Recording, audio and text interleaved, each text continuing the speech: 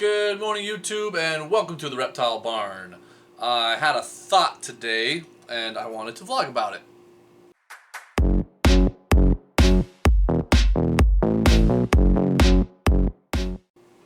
So, something that a lot of people worry about before they get their pet. Okay, so you've got your tank, you've done the research, you know how to feed it, clean it, take care of it.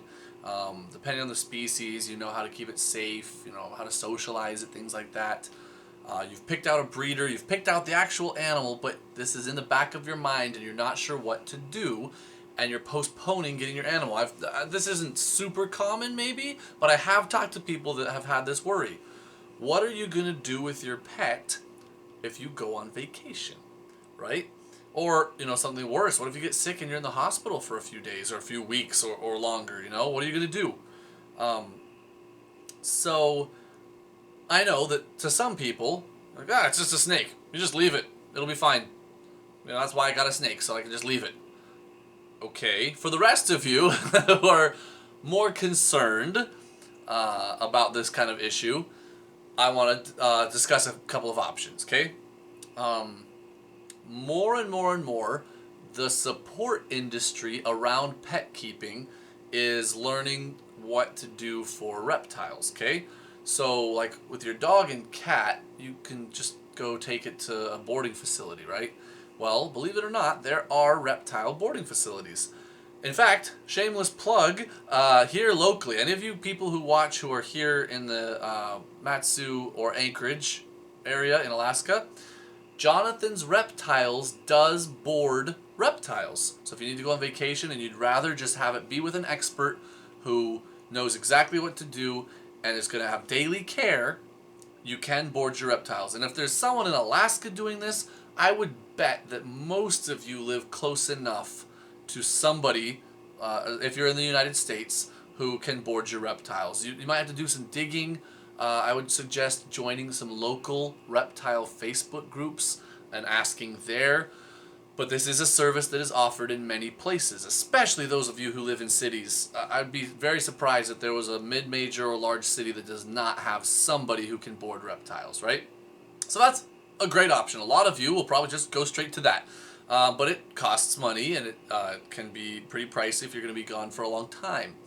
So there's some other things that you can also do if you want to just leave your reptile at home while you are gone. Get timers, those cheap little timers that have the circle that you punch in and out when you want it to turn on and off. Put the lights on a timer. Your heat source should already be on a thermostat. So, if you need a nighttime drop, for example, that should already be on a thermostat. If not, get a thermostat. You really should not be running any form of heat that I know of, other than some of the bulbs are fine, but those still need to be on a timer. You don't want to be blasting a super hot spot in the middle of the night at your animal, especially if it's one of the bulbs that's also light. One of those light and UV and heat bulbs in one that are pretty common. So get timers, get thermostats, and somebody that you know and trust. This is where it gets tricky. If there's anyone who lives nearby who you can just say, please, just like once a week, stop by, fill up the water bowl, right? If it's a python and you're only going to be gone for 2 weeks, you don't even need them to feed it, right? Obviously, if you we keep monitors, we're not going to go 2 weeks without feeding them. So we have to, even go above and beyond. We need somebody who knows our lizards and how to take care of them. That's hard, but it's an investment that you want to make, because if you're keeping a reptile that isn't a large-bodied, real slow metabolism type of reptile, they're going to need to eat, right? And it's not like you can just go leave some rodents in the cage with them. Don't do that. Do not do that, right? For any reptile, a live rodent can wreck a snake. You wouldn't maybe think that because it's so easy for these hunters to take them down, but if they're not in hunting mode, the rodent can do some serious damage, right? So don't just leave food in there, like live food kind of thing. But before I get into how to find somebody who can maybe come by and take care of your animal while you're gone, I do want to talk about one other thing, and I'm not doing like product placements here, so I'm not going to be telling you get this brand of thermostat and get this timer and get this whatever, but there are products that can monitor your system for you. We have a little device that we can stick on a rack or in a room or however we want to do it that will monitor in real time the temperature, okay? And we've set it to give us an alarm on our phone, a text, right? Or a series of texts if it's bad. If a temperature in that space, wherever we've set it, drops below a certain threshold and above a certain threshold. So basically it's just an alarm system, right? But for temperature.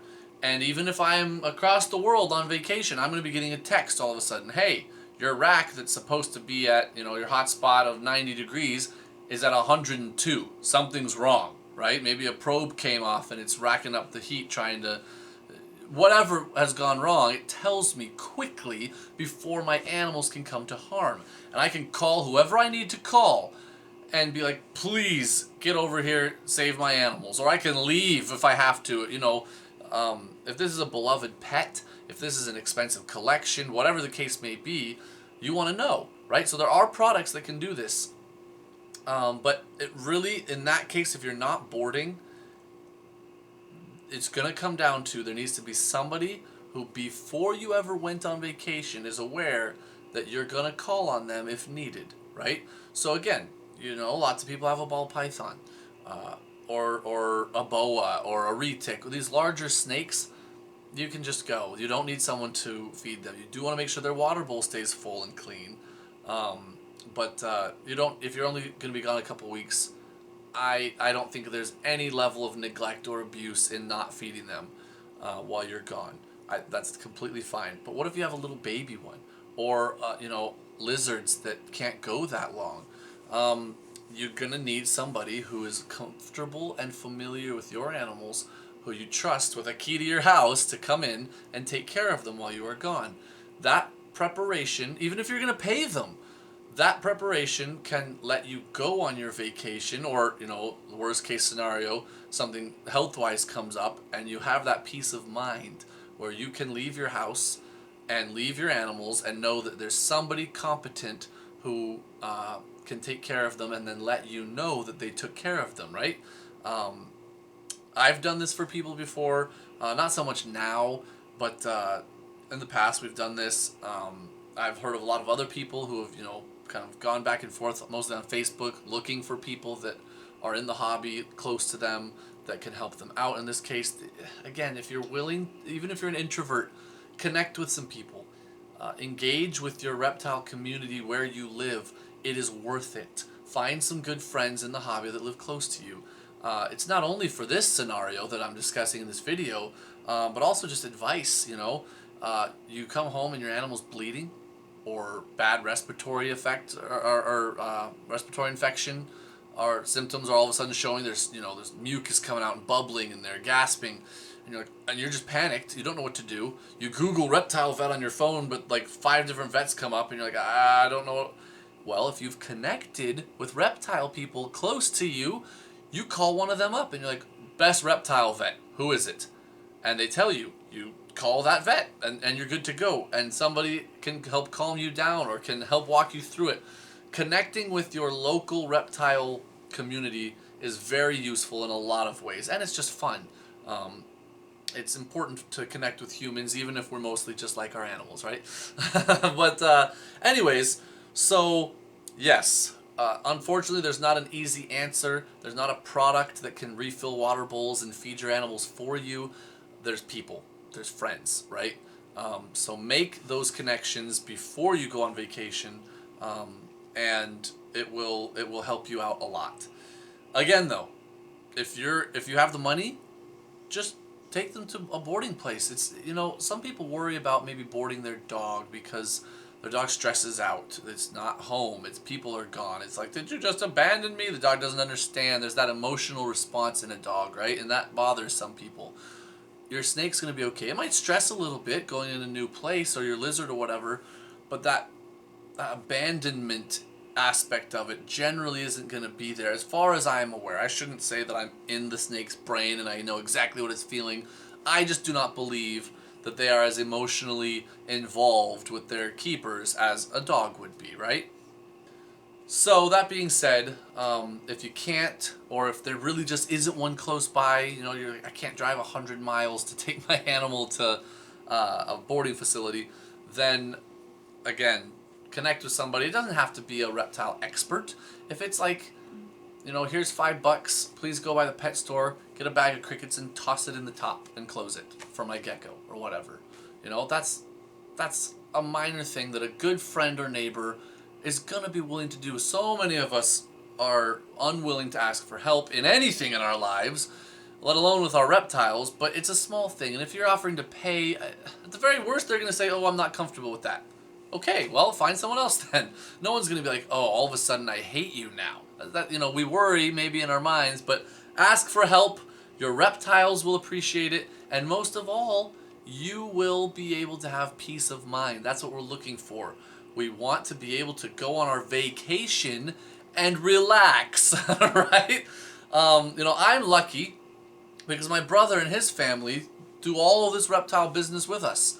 So, you know, a couple years ago, we took our whole family on vacation over Christmas break. And Caleb and his family just took care of it, you know. They know how to take care of the snakes and everything else, and it wasn't a big deal. It was more work for him, and I felt bad, but it was only for a little while, and they were fine.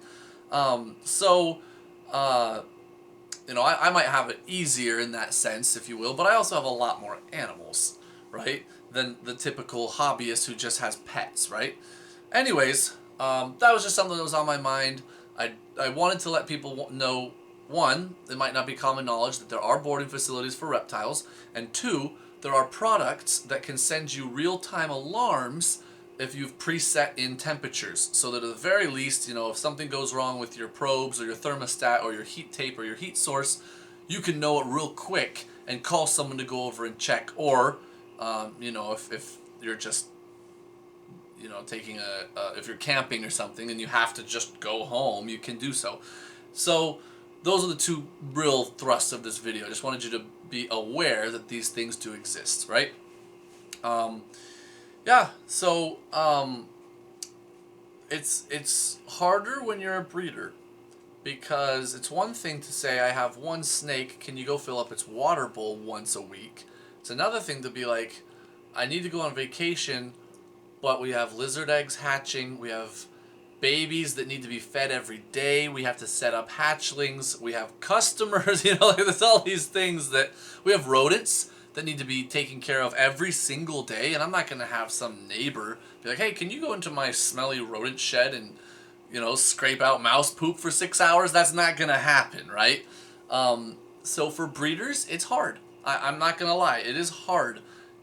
Anyone who farms, because weirdly as it sounds to reptile people, this is a farming operation, right? Anyone who breeds animals, anyone who farms, or who grew up on a farm, or who worked on a farm, or who knows farming, knows vacations may or may not happen. That's just, if you don't have a real strong support group, or you're a large enough operation to have employees, or something, or another farmer who farms the same thing who lives close to you, if one of those things is not the case, you may just be out of luck. If you're choosing to breed and you have tons of animals, you know, hundreds of animals, and all of the things that go along with that, you might be out of luck. Or you might have to do these weird vacations where your wife goes with the kids, and then 5 days later you go, and you're only there at the same time for like a day and a half, and then she comes home. You know, that's just the life of farmers. And usually my in-laws watch this, and they're farmers, and they know this, and so, you know, it's been interesting talking with them as we've started our farming operation. Even though they farm something totally different in a different part of the country, there's some strange overlap there. You know, some things that I'm like, oh, that's what they always talked about. Anyway, don't want to drag on too long. I hope that if this might put your mind at ease, at least if you're on the fence about getting a reptile, but this has been a concern of yours holding you back, at least now you know that there are some options. And that is my video for today. I should have introduced this guy at the beginning. I just pulled out, this is Glorfindel. He just shed today and is looking spectacular. He is a tri-stripe little male. Obviously can't breed yet, he's a little guy, but he's getting there. And he was helping me out today. You know, the baby snakes would stress me out if I were to leave a lot more than the adult snakes would. Anyway, there he is. If nothing else, as always, you guys got to look at a cool animal. And if nothing in the video was interesting enough, but hopefully it was to somebody. And thank you guys so much for watching. Until next time, we're the Reptile Barn.